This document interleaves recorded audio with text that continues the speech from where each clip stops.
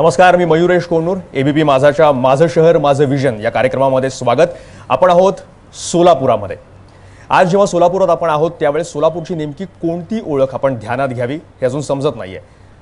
10 लाख लोकसंख्येचं हे शहर, 102 नगरसेवकांचं हे शहर आणि आता 1200 कोटींपर्यंत बजेट ज्या महापालिकेचं गेलेलं आहे ते शहर, ही आकड्यांमधली ओळख सोलापूरची ध्यानात घ्यावी की वास्तवातलं पण काही ध्यानात घ्यावं. म्हणजे दिवसेंदिवस अजूनही पाणी पिण्याचं न घरामध्ये येणारं हे शहर आहे. जवळपास 50% अधिक अनधिकृत नळ कनेक्शन असलेलं हे शहर आहे.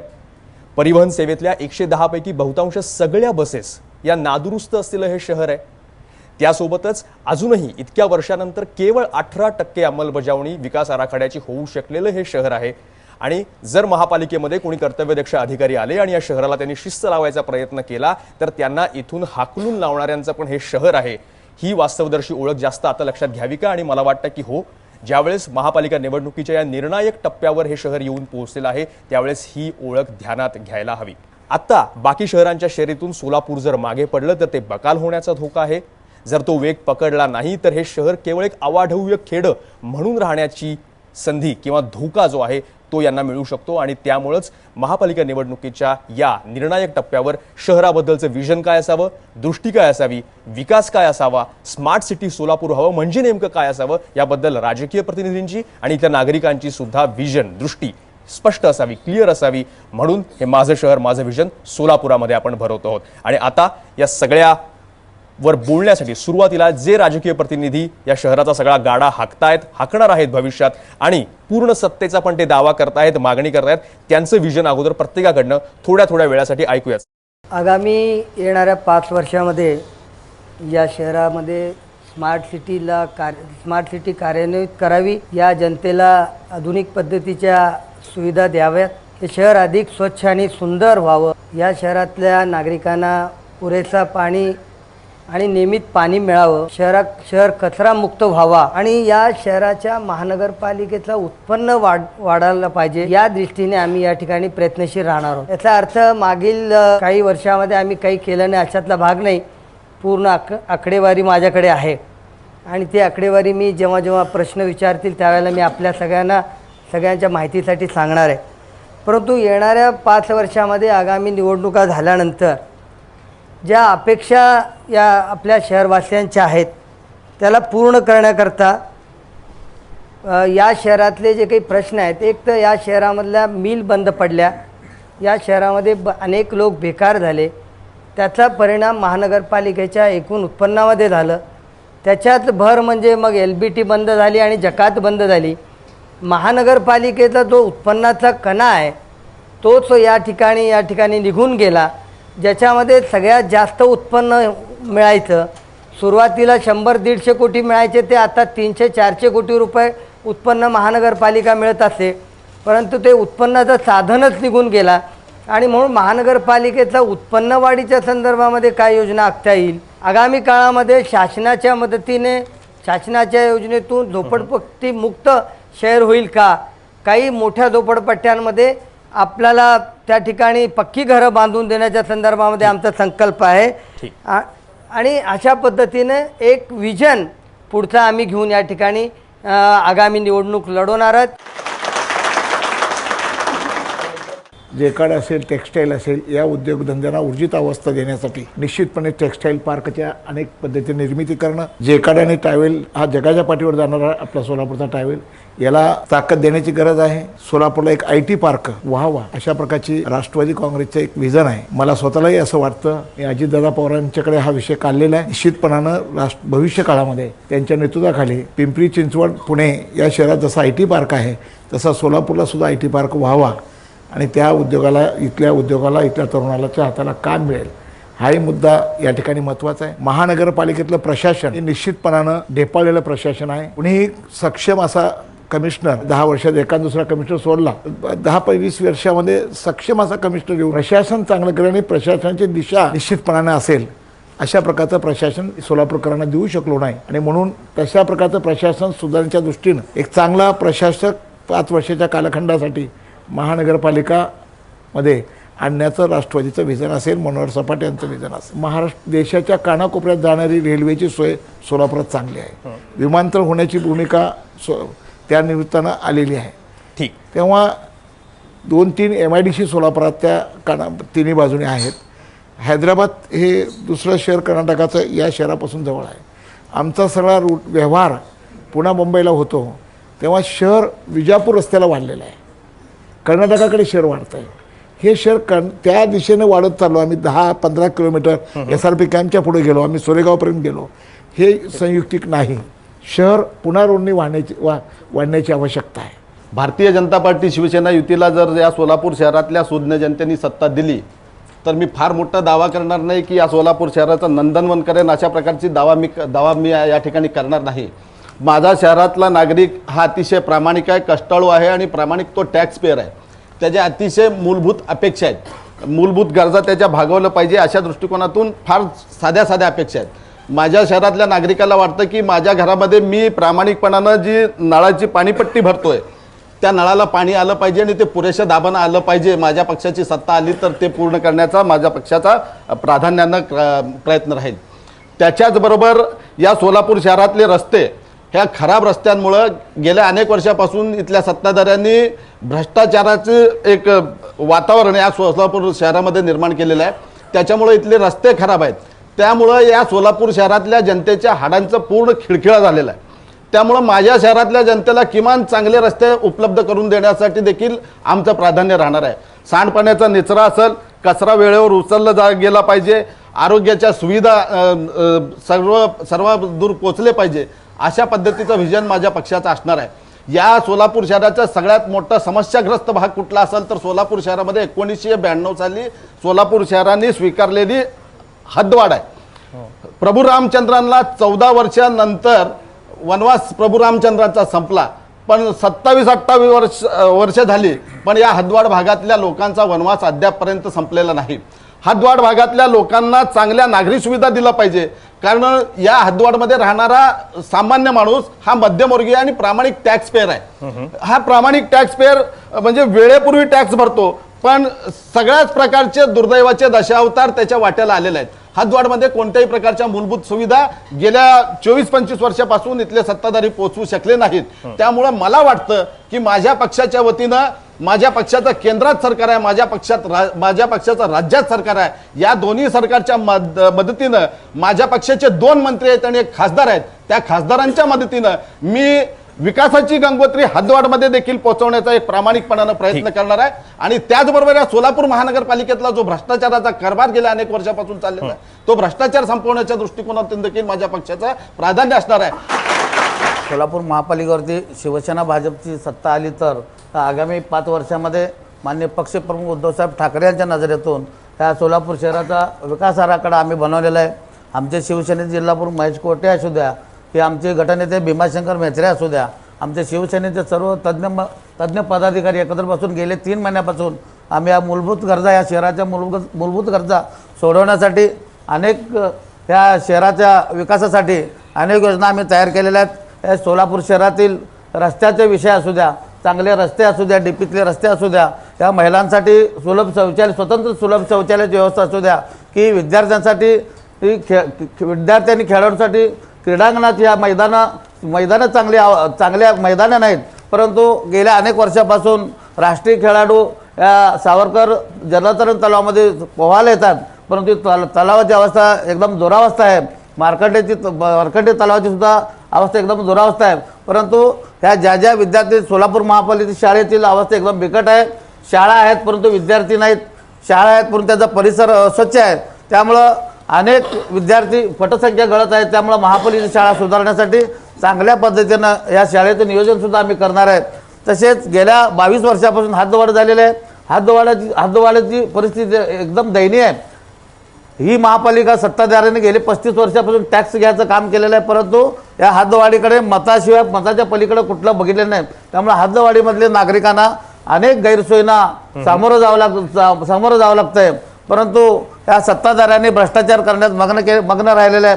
गेल्या अनेक वर्षापासून बेरे साहेब सांगतात ह्या महापालिकेचं बजेट एवढं आहे तेवढं आहे, परंतु ह्या बजेटमधून अनेक रकमा या काँग्रेसवाल्यांनी आपल्या वाढदिवसासाठी खर्च केलेला आहे.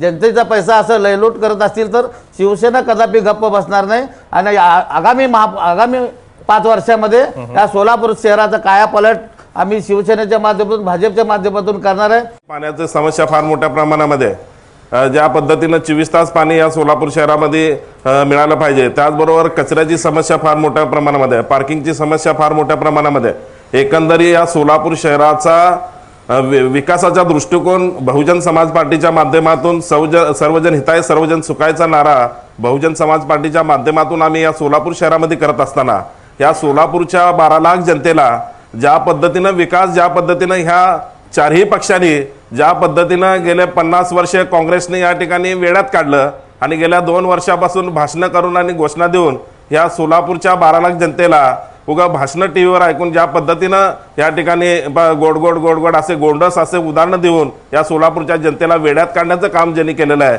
या 5 वर्षामध्ये बहुजन समाज पार्टीला तुम्ही एक हाती सत्ता द्या. ज्या पद्धतीनं सोलापूरचे इथं नागरिक बसलेले आहेत, सोलापूरचे ज्येष्ठ पत्रकार बसलेले आहेत, ज्या पद्धतीनं सोलापूर शहराचा आवाज म्हणून मी महानगरपालिकेच्या सभागृहात आणि महापालिकेच्या बाहेर ज्या पद्धतीनं काम करतो, माझ्या वार्डामध्ये ज्या पद्धतीनं मी मॉडेल वार्ड, ज्या पद्धतीचं स्मार्ट सिटीची कन्सेप्ट जे या राज्य सरकारने केंद्र सरकारने जे आणली ते आत्ता आणली माझ्या प्रभागामध्ये माझ्या वार्डामध्ये नेतो. 24 तास पाणी पुरवठा या सोलापूर शहराचं प्रत्येक वार्डामध्ये अशा पद्धतीचं वार्ड करण्याचा प्रयत्न ही माझं पक्षाचं विजन आहे. ठीक. माझं शहर माझं विजन मध्ये एक छोटासा ब्रेक घेतोय, लगेच परत येणार आहोत. तुम्ही पाहत रहा एबीपी माझा.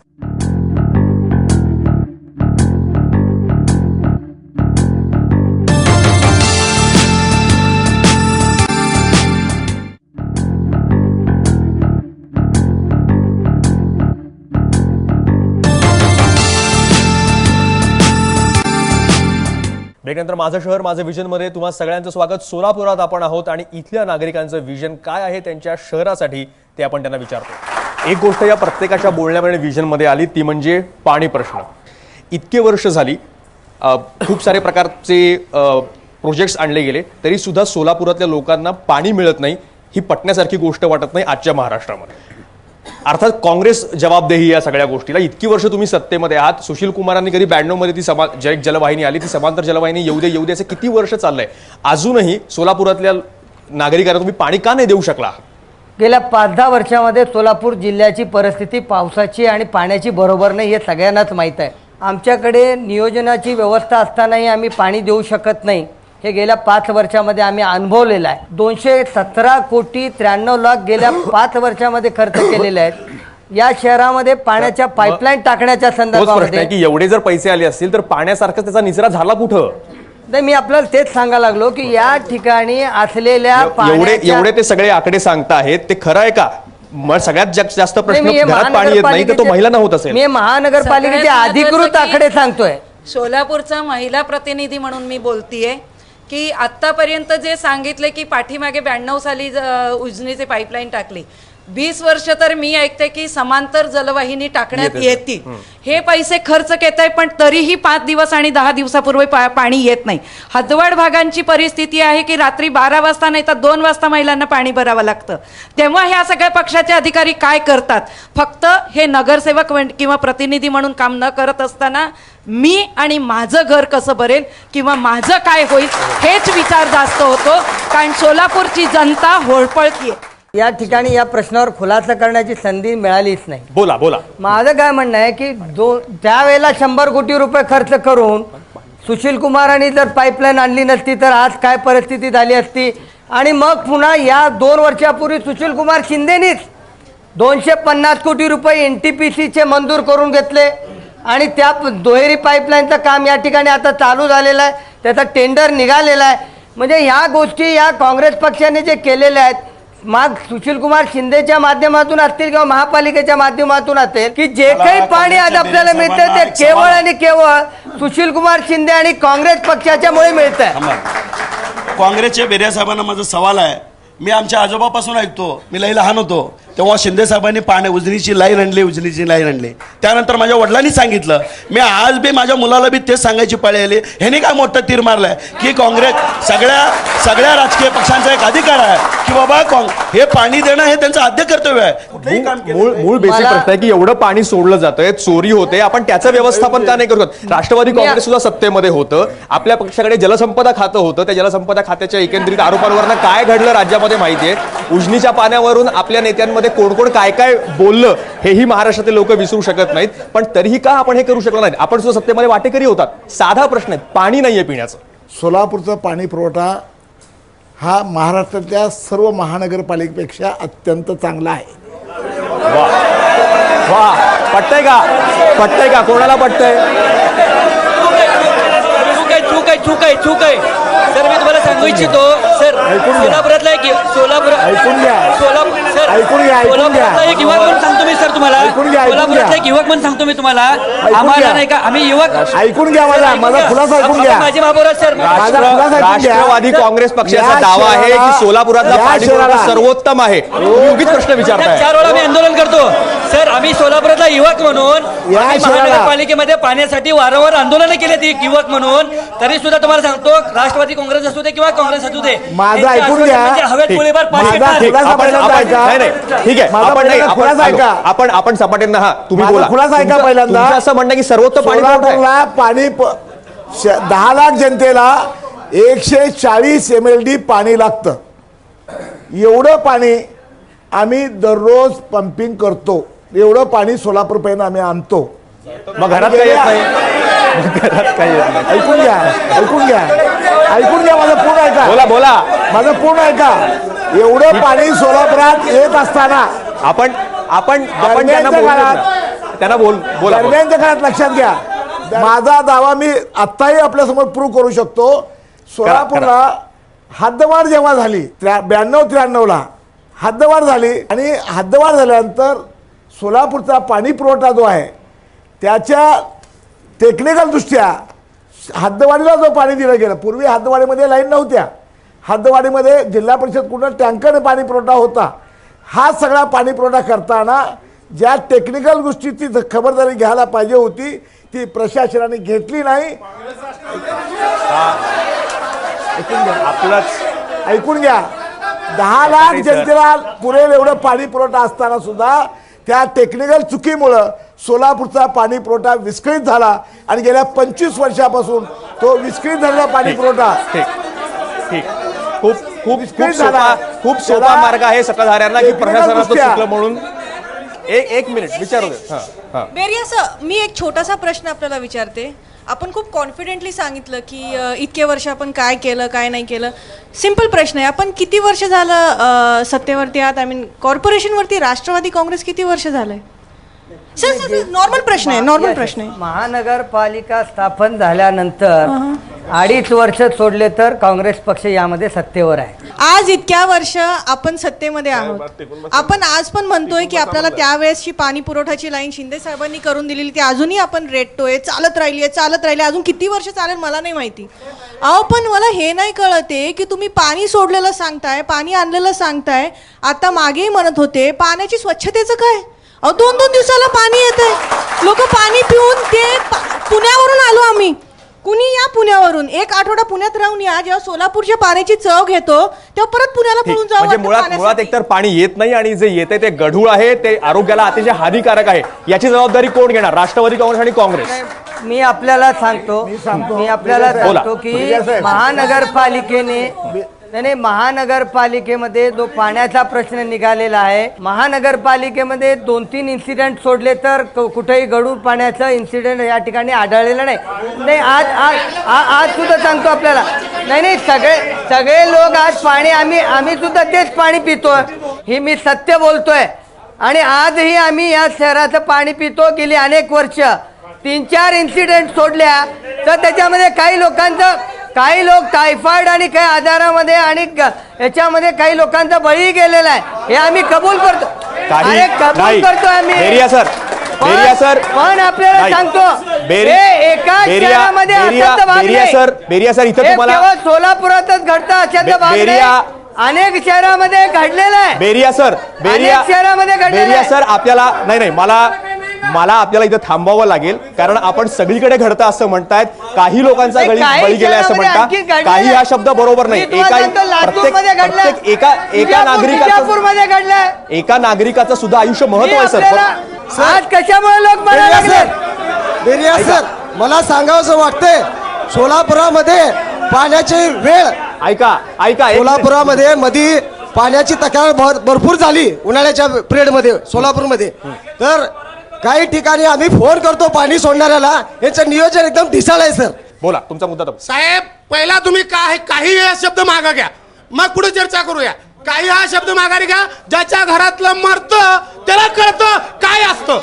साहेब ही चूक आहे. जे असेल ते असेल, पक्ष हा महत्वाचा मुद्दा नाही, काही हा शब्द महत्वाचा आहे. हो, ज्या वेळेस काँग्रेस आणि राष्ट्रवादी सत्तेमध्ये होते त्यांचे दावे आहेत, पण शिवसेना आणि भाजप हे काही सत्तेपासून फार लांब नव्हते. किती जरी झालं तरी लोकप्रतिनिधी होते निवडून दिलेले. आपण या सगळ्यात काय करत होता ज्यावेळेस वर्षानुवर्ष सोलापूरकरांना पाणी मिळत नव्हतं. भाजप एक अतिशय महत्वाची गोष्ट, अतिशय महत्वाचा मूलभूत प्रश्न तुम्ही विचारलात.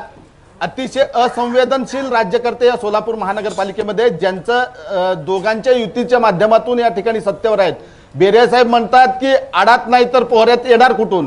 त्यांचा दावा आहे की उजनीतून पाणी सोलापूर शहरामध्ये येत नाही, त्यामुळे आम्ही देऊ शकत नाही. आणि सपाटे साहेबांचं म्हणणं आहे की पुरेसं पाणी या सोलापूर शहरामध्ये रोज आम्ही पंपिंग करून उचलतो. मुळात या सत्ताधाऱ्यांनी एक ठरवलं पाहिजे, आम्ही पाणी पुरवठ्याच्या बाबतीत तुमचं धोरण काय. पहिली गोष्ट, 2 वर्ष झाले आपलं सरकार आलेलं आहे. सोलापूर आपल्या मुख्यमंत्र्यांनी सुद्धा एनटीपीसीच्या सगळ्या प्रोजेक्टबद्दल बोलले. काय झालं 2 वर्षामध्ये ते सगळ्याच सांगा. गोष्टींचा खुलासा करतो. एक, सोलापूर जिल्ह्याची परिस्थिती अशी आहे की धरण उशाला आणि कोरड घशाला अशा प्रकारची परिस्थिती या सोलापूर जिल्ह्याची आहे. इथं पुरेसा पाणी पुरवठा, आज बेरे साहेब ज्या बेजबाबदारपणानं सांगत आहेत की इथं नैसर्गिक आपत्तीमुळे किंवा शासनाच्या अनास्थेमुळे इथं पाणी पुरवठा म्हणजे पाणी वरून आलं नाही. एखाद्या पाण्याचं रोटेशन एखाद्या दुसऱ्या दिवसानं किंवा एखाद्या 2-4 दिवसाच्या फरकानं, पण पाण्याचा रोटेशन इथं कधीच चुकलेलं नाही. इथं सत्ताधारी म्हणून हे पूर्णपणे अपयशी ठरलेले आहेत. पाण्याचे डिस्ट्रीब्युशन जे सिस्टीम आहे, आम्ही वारंवार रस्त्यावर उतरून आंदोलन केलेलं आहे. उजनीत पासून जे पाणी चोरी होत होती, उजनीपासून जी पाणी चोरी होत होती, ते भारतीय जनता पार्टी शिवसेनेच्या लोकांनी राज्यात आपण सत्तेत आहात, केंद्रात आपण सत्तेत आहात, सोलापूरची सत्ता मागतात, तुम्ही करणार काय ते सांगा. होय, 100%. आम्ही असा नाही दावा करणार की भगीरथाची गंगा आम्ही लोकांपर्यंत आणू, पण या लोकांना, माझ्या माता भगिनींना पाण्यासाठी डोळ्यातून पाणी निश्चित येणार नाही. एक ब्रेक घेतोय माझं शहर माझं विजन मध्ये, पण इतक्यात सोलापूर बद्दलचे सगळे मुद्दे संपलेले नाहीयेत. आणखी काही प्रश्न आपल्याला विचारायचे आहेत, पण एक ब्रेक घेऊन लगेच परत येणार आहोत. तुम्ही पाहत रहा एबीपी माझा.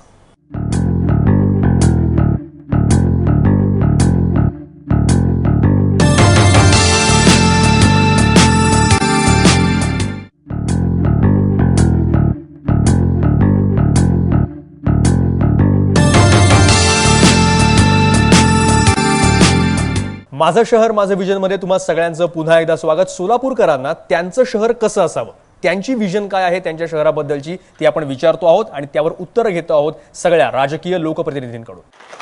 नेहमी काँग्रेस पक्ष हा विषयांतर करून लोकांची दिशाभूल करत आलेला आहे. आत्ता सुद्धा मला असं वाटतं की वारंवार बेरिया साहेब म्हणते सुशीलकुमार शिंदेने असं केलं, सुशीलकुमार, अरे तुम्ही काय केलं ते सांगा ना, तुम्ही काय केलं ते सांगा ना. गेल्या 60 वर्षामध्ये तुम्हाला साधं पाण्याचं नियोजन करता आलं नाही. फक्त ह्या लोकांनी बाहेर गेटच्या बाहेर हे करण्याचं, काय म्हणतात त्याला, उपोषण करण्याचा तमाशा फक्त केला. पाण्यासंबंधी गेल्या 30 वर्षापासून शाह कन्सल्टन्सीचा रिपोर्ट होता, त्या रिपोर्टाची का अंमलबजावणी केली सत्ताधारी पक्षांनी.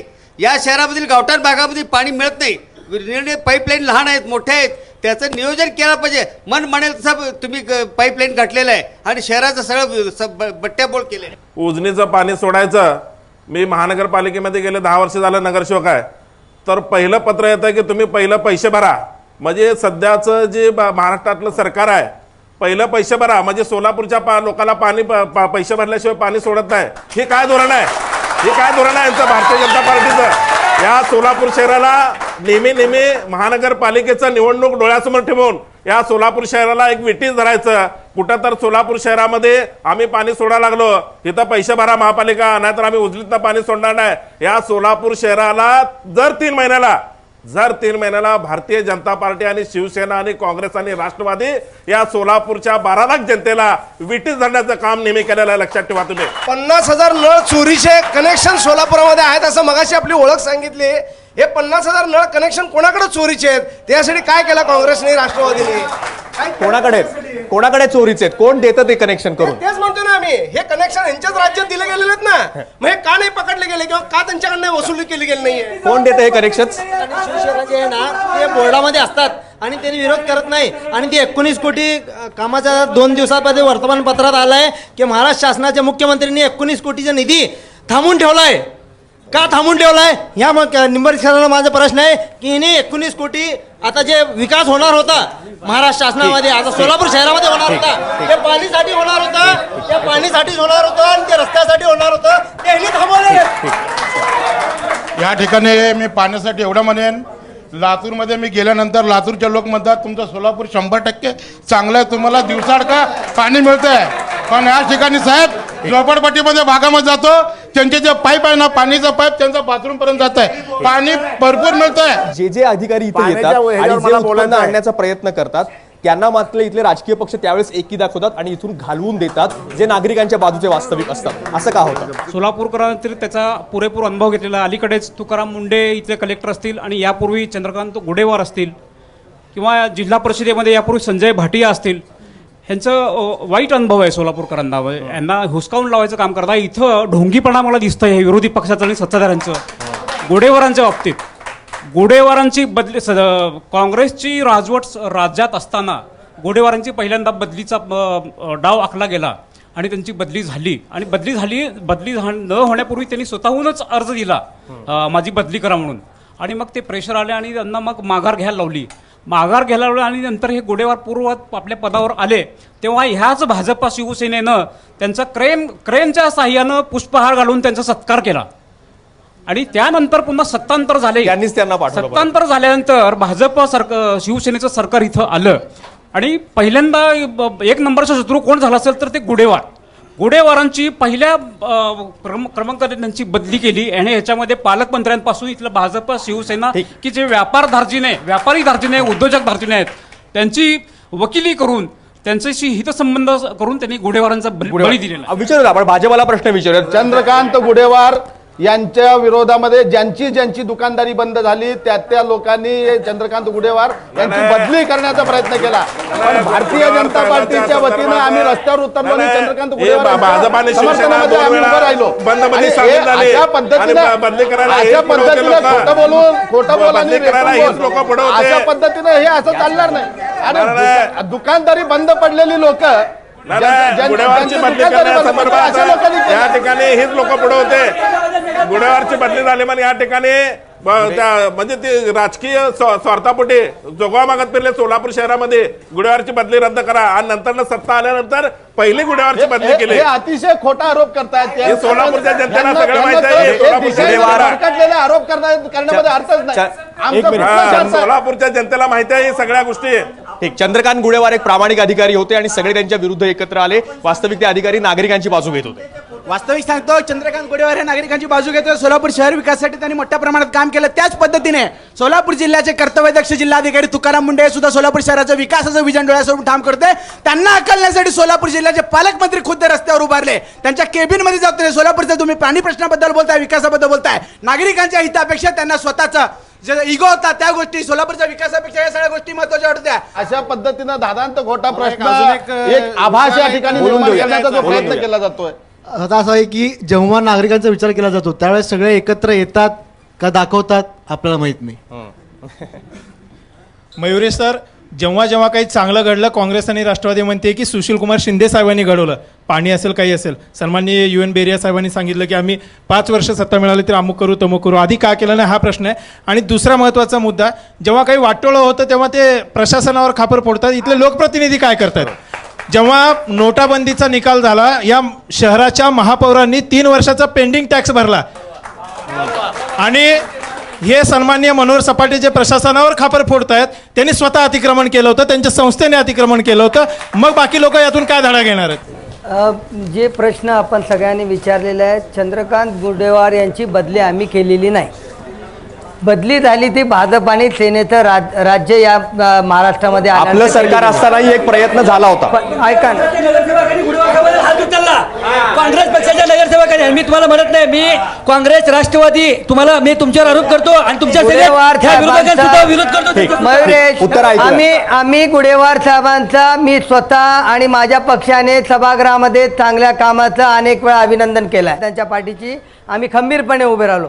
जे भ्रष्टाचार करतात, ज्याचा उल्लेख या ठिकाणी भ्रष्टाचाराच्या संदर्भामध्ये झालं, गेली 2.5 वर्ष भाजप सेनेचं सरकार आहे, त्यांनी किती आंदोलनं केलं आणि काँग्रेस पक्षाने किती आंदोलन केलं हे त्यांनी स्वतःच्या मनावर हात ठेवून सांगावं. शिवसेना पूर्वीपासून गोडेवार आल्यापासून प्रामाणिकपणे आम्ही त्यांच्या पाठीशी होतो, परंतु काँग्रेसचे राष्ट्रवादीचे उपमहापौर काँग्रेसचे नगरसेवक चेतन नरोटे यांचा उपमहापौर केबिनमध्ये जाऊन गोडेवारावर हल्ला केल्यानंतर आम्ही शिवसेनेच्या माध्यमातून सर्व कर्मचारी शिवसेनेच्या मध्ये मोर्चा काढलेला आहे, परंतु कायम आम्ही गोडेवारांच्या बाजूने राहिलेला आहे. परंतु हे बेरिया साहेब सांगतात ते खोटं बोलतात. काँग्रेस राष्ट्रवादीचे नगरसेवक जोपर्यंत गोडेवार होते तोपर्यंत त्यांची धाडच नव्हती त्यांच्या केबिनमध्ये जायची. एक मुळात हा आरोप अतिशय चुकीचा आहे की चंद्रकांत गुडेवार यांची बदली इथल्या स्थानिक नेतृत्वामुळे किंवा इथल्या भारतीय जनता पार्टी प्रामाणिक होते, अतिशय प्रामाणिक आणि कर्तव्यदक्ष अधिकारी म्हणून गुडेवार साहेबांच्या पाठीमागे भारतीय जनता पार्टीचा सर्व नेतृत्व आणि सर्व कार्यकर्ते भक्कमपणाने उभं राहिले. पण काही लोकांना असं वाटतं आपणच गुडेवारांचे मानसपुत्र अशा थाटामध्ये वावरणाऱ्या काही लोकांना असं वाटतंय भारतीय जनता पार्टी या लोकांची मला असं वाटतं जे काही घडलेलं आहे गुडेवारांच्या बाबतीतलं सोलापूरकरांच्या समोर आहे, त्यांच्या साक्षीनं झालेलं आहे. खरं काय आहे ते माहिती आहे. आपण पुढच्या मुद्द्यावर जाऊया.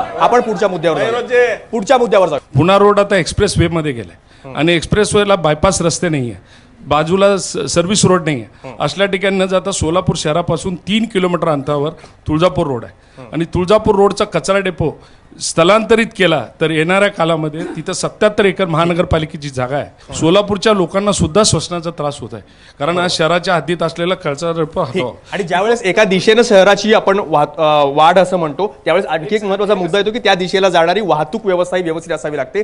आणि सोलापूर शहराची वाहतूक व्यवस्था हाही काही फार अभिमानाचा विषय नाहीये. ज्या 110 बसेस आल्या त्यांचं काय झालं हे सोलापूरकर प्रत्येकजण तक्रार करत असतात. राष्ट्रवादी काँग्रेस पण सत्तेमध्ये होती.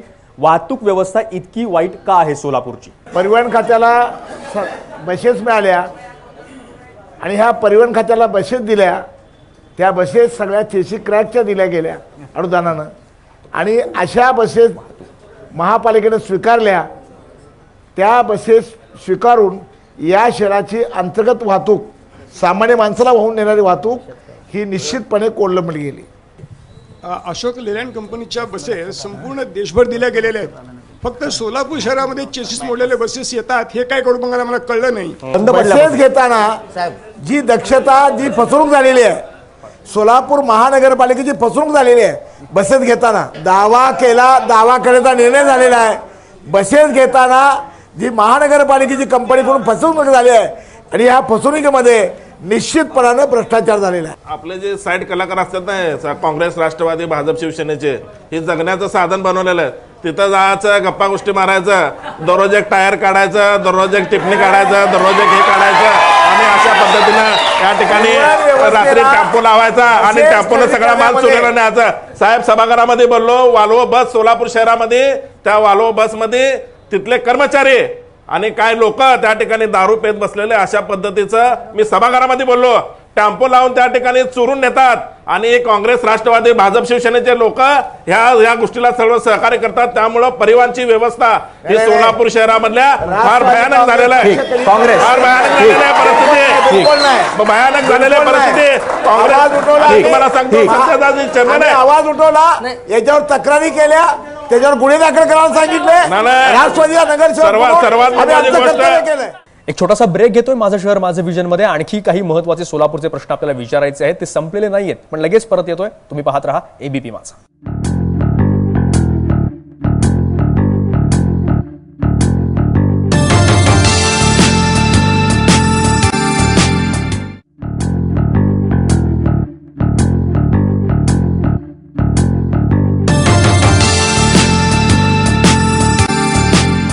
माझं शहर माझं विजन मध्ये तुम्हा सगळ्यांचं पुन्हा एकदा स्वागत.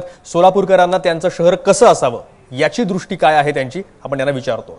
जी परिवहन व्यवस्था आहे सार्वजनिक, ती व्यवस्थित आहे का, समाधानकारक आहे का, पाहिजे तेव्हा मिळतेत का बसेस? अजिबात नाही आहे. बसचा कोणी अवलंबच करत नाही आहे. तासभर थांबून सुद्धा बस मिळत नाही, शेवटी रिक्षामध्ये जावं लागतं. त्यामुळे मला थोडासा एक 2 मिनिट आपण दिला.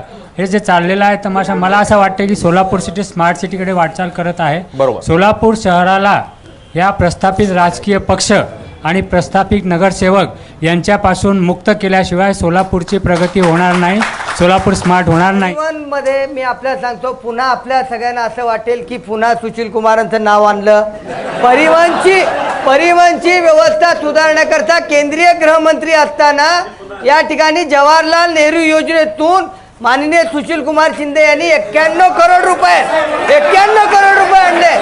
या सगळ्या बसेस सगळ्या साहेबांनी दिल्या असतील तर चासीस मोडण्याची जबाबदारी कोणाची आहे? मी आपल्याला तेच उत्तर द्यायला लागलो की आपण सांगितलं की बसेस जेव्हा आल्या, मंजूर झाल्या. बसेस बंद पडण्याची जबाबदारी आपण सांगताय, त्यावर आम्ही ठराव केलेला आहे. त्या कंपनीच्या विरोधामध्ये दावा करून फौजदारी दाखल करण्याचा ठराव करून माननीय आयुक्तांकडे दिलेला आहे. या सगळ्या मुद्द्यांच्या चर्चेमध्ये आणखी एक सोलापुरात महत्त्वाचा मुद्दा येतो आहे, तो म्हणजे स्मार्ट सिटीचा. जे पहिल्या स्मार्ट सिटी शहरामधल्या जाहीर झाल्या त्याच्यामध्ये सोलापूरचं नाव होतं. एवढे सगळे मुद्दे वर्षानुवर्ष इथं प्रलंबित आहेत. समजत नाहीये की स्मार्ट कसं होणार. स्मार्ट सिटी म्हणजे काय पाहिजे?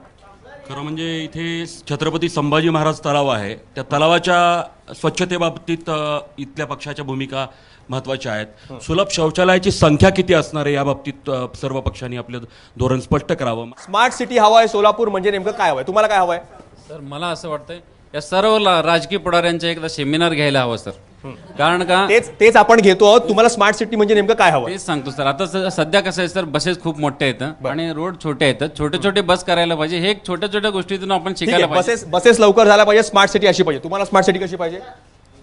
स्मार्ट सिटीमध्ये प्रत्येक इथल्या युवक आणि युवतीला रोजगार उत्पन्न झाला पाहिजे. ओके, कारण ठीक. आज आमच्या इथल्या युवक आणि युवती रोजगारासाठी पुण्या मुंबईसाठी जात आहेत. स्मार्ट सिटी तुम्हाला काय हवी? काय पाहिजे? सोलापूर स्मार्ट सिटी पाहिजे म्हणजे काय हवं? रोजगार पाहिजे, कंपनी यायला पाहिजे इथं. बरं, इथं औद्योगिक वसाहत जास्त मोठी व्हायला पाहिजे. स्मार्ट सिटी व्हावी म्हणजे काय हवं? खरं तर नेते मंडळींना दोष देण्यापेक्षा आधी सोलापूरकर म्हणून आपली काय जबाबदारी आहे स्मार्ट सिटी म्हणून सोलापूरकर म्हणून तुम्ही स्मार्ट म्हणजे काय पाहिजे? तर मुख्य म्हणजे पाण्याचा विषय आहे. कारण पाणी जर नसेल तर कोणतेही उद्योगधंदे इथे येणार नाहीये. त्यामुळे मुख्य हा पाण्याचा विषय. पाणी हे स्मार्ट सिटीसाठी गरजेचं आहे. स्मार्ट सिटी तुम्हाला काय पाहिजे? स्मार्ट सिटी हवी आहे सोलापूर म्हणजे तुम्हाला काय हवं?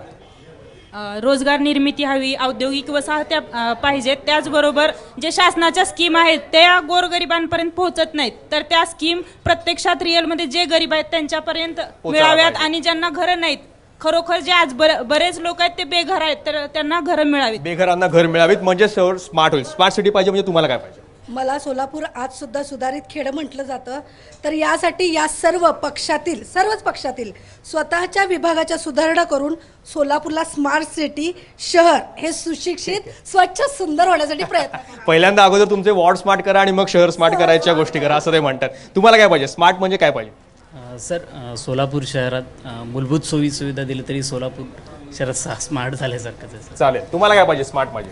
जोपर्यंत सोलापूर शहराच्या लोकांची मानसिकता स्मार्ट होणार नाही तोपर्यंत सोलापूर स्मार्ट सिटी देऊन काय फायदा होणार नाही.